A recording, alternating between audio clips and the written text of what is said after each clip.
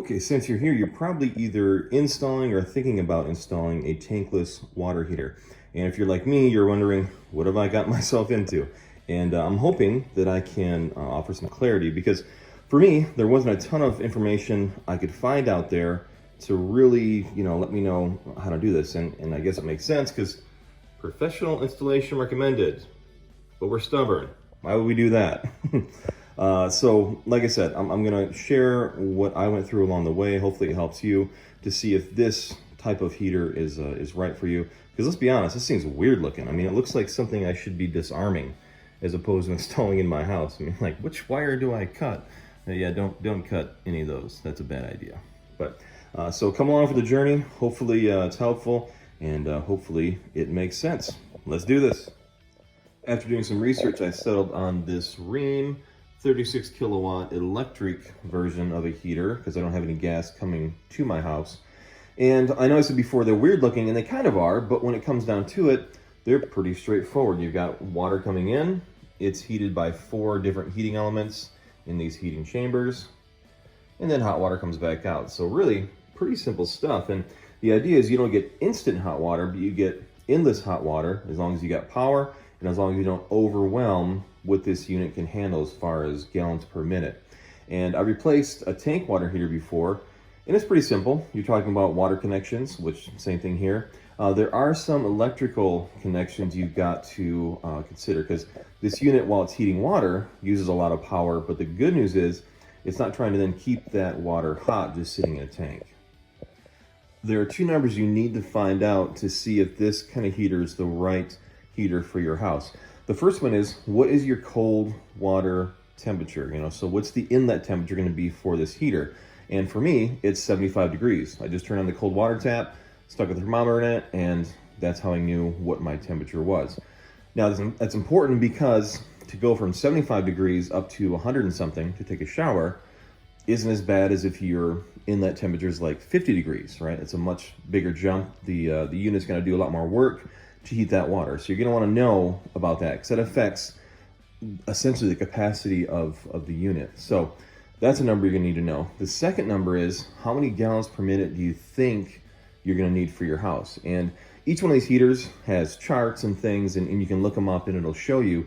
I'll tell you this, for me, what the chart showed for the typical shower gallons per minute is different than mine. My showers are putting out more gallons per minute than what the charts say. So, and I figured that out too. I just stuck a bucket under the shower head, turned it on, and then, timed it for a minute, and then I knew exactly where it was. So you'll need to know, do I want to run 1 shower, 2 showers, 3 showers? Do I want to run 2 showers and a dishwasher or whatever? And like I said, there's charts for all of this so you can figure it out.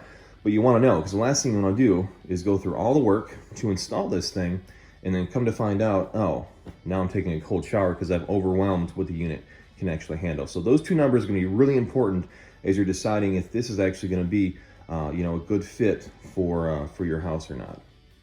Once you've got your cold water temperature and once you know how many gallons per minute you think you're going to need for your house, that will direct you into a certain size heater. Then the very next question you need to ask is, can I actually handle the electrical needs for that heater, right? Do I have the capacity in my house to do that? And because in this case, this is a 36 kilowatt unit, and what I need to run this, because each of the 4 heating elements has its own dedicated circuit, you've got 4 240 volt circuits going to 4 40 amp double pole breakers. And so you've got to do 4 runs of 8-2 wire with a ground, which goes right there. And you've got to be able to put them in a panel that can handle that. This heater recommends 300 amp service to the house, which we have. So we've got the capacity, but you've got to make sure once you do those calculations, you also have the capacity for whatever size heater you're looking at. So once you have your cold water temperature, your gallons per minute, the size heater you think you're going to need, and if you have the capability electrically to get it done, then you can move forward. But if any of those are off, this might not be the right kind of heater, for your house. One more thing before we jump into the actual install here, and that's that I opted for putting some service valves on here. I mean, normally coming out of the heater, you've got just a 3/4 inch pipe thread male fitting. And what these do is they allow you to be able to isolate just the heating chambers to do cleaning and regular maintenance on these, which you're supposed to do every year or so, depending on how hard your water is. So these valves make that easy. You just turn off your water, and then you hook up hoses here, open up these valves, and you can run some stuff through there to help clean things out. So these valves come with, you know, hot water, cold water, and then also the you know, the safety valve there as well. So I got these on Amazon for about $60. At Home Depot they're way more than that, so something to consider. And why, oh why, I don't know why they do this. I mean, you've got a male fitting coming out of there, but this one is female, so you need a little nipple to make that a male fitting again. Why? I don't know. Just one more spot to leak, you know? But anyway, so just heads up there. You don't have to do this, but it's gonna make it easier for cleaning and maintenance.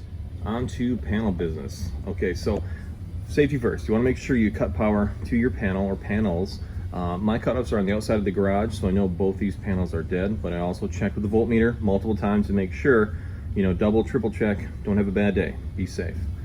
Now, if you have cutoffs that are on the panel itself, be careful. Anything upline from that can still be live.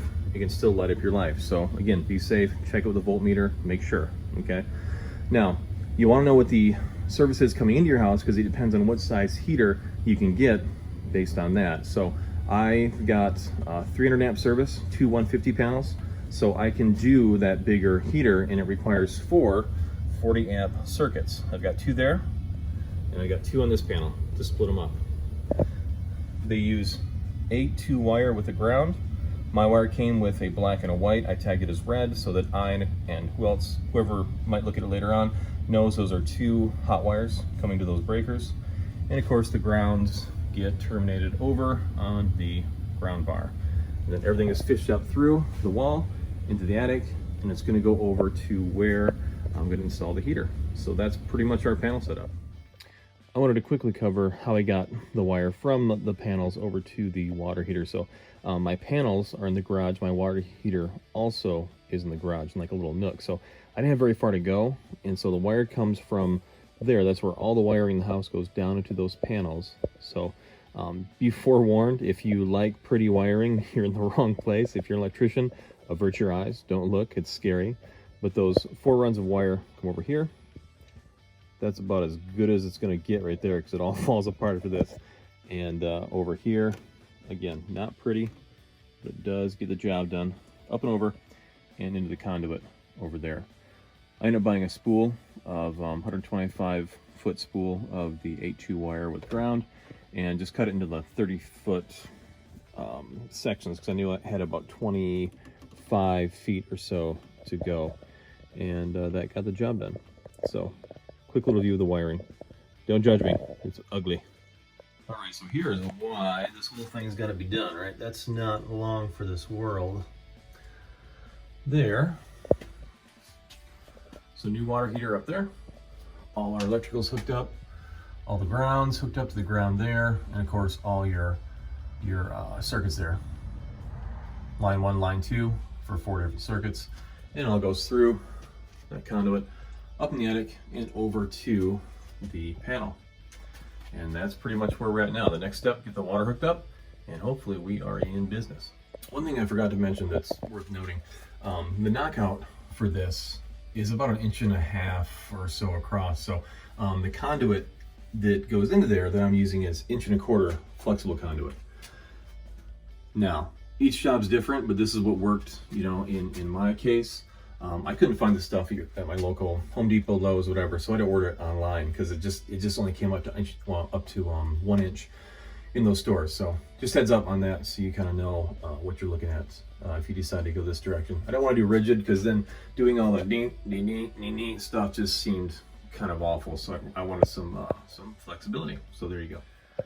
Plumbing is hooked up, and I just went with the shark bite fittings to a 3/4 mil pipe thread to the supply lines, up into the heater. Same thing on both sides. Make sure your hot is hot, cold is cold, right? Cold is your inlet, hot is your outlet, and you should be in business with that. That hole over there is just the old electrical coming out for the old water heater. After you get this stuff hooked up, don't flip on the power yet. You're gonna run water to get some air out of the line, so just turn some faucets down in the house, let the water run, so it'll kind of, you know, make all sorts of noise and get all the air out, because you don't want an air pocket going into a heating chamber with the heating element on, because that will be a bad day and you might get to replace the heating element with your brand new heater. So there we go, got our plumbing hooked up, and we're almost there. Another thing worth noting is using this fitting for my conduit, the cover won't fit on the heater, so the cover is hitting right there, which is kind of frustrating. So I had to modify the cover, and by cutting a little notch out of it so it'll fit on there. Just a heads up, it may happen to you if you have this heater and this, you know, this flexible conduit running to it. Maybe the rigid would have been better, I don't know, but hey, we adapt, we move on. So just a heads up on that if you run into that problem like I did. All right, I know I keep saying, hey, one more thing, or I forgot this. Hey, it's an active project and stuff gets missed. I wanted to cover how I actually stuck this thing to the wall. So you've got in the four corners 4 bolts holding this to the wall. And I used these anchors here. These things work great, I love these things. So 1/2-inch hole in the wall, this goes in there, you flip it, and then there's a tab here that ratchets, or not ratchets, but like a zip tie. It clicks all the way to here, and then there's a hole in that little tab there, because once you ratchet it in, you break off the rest. 1/4-inch, you know, machine screw goes through there and then screws into that, which is threaded there, that hole.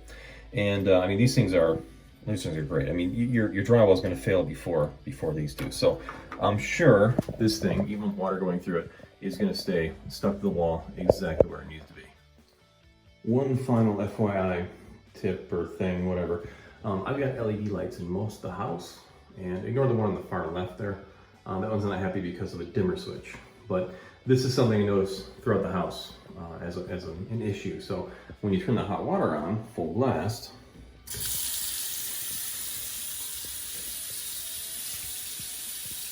we get some flickering in those LED lights. It's a real sensitive to voltage. Now, strangely enough, well, not that strange, but when you use a little cold water, it reduces the demand for hot water and it stabilizes.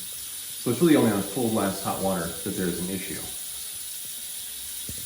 So just a heads up, you may run into that as well. I kind of thought it might happen, and it does. I don't have a solution yet other than trying to find some flicker-free LED bulbs, but maybe you can live with it. But just a heads up, it may be something you run into because it's something I did. I kind of expected it, but just a heads up. All buttoned up and good to go. It is running. We got hot water, and you can kind of hear it, but it's not real loud. It's actually pretty quiet, which is nice. It was super loud at first because that valve was partially closed, and I was like, why is this thing making so much noise? This is not good. My son's bedroom's on the other side of this wall, and he's like, what's that noise?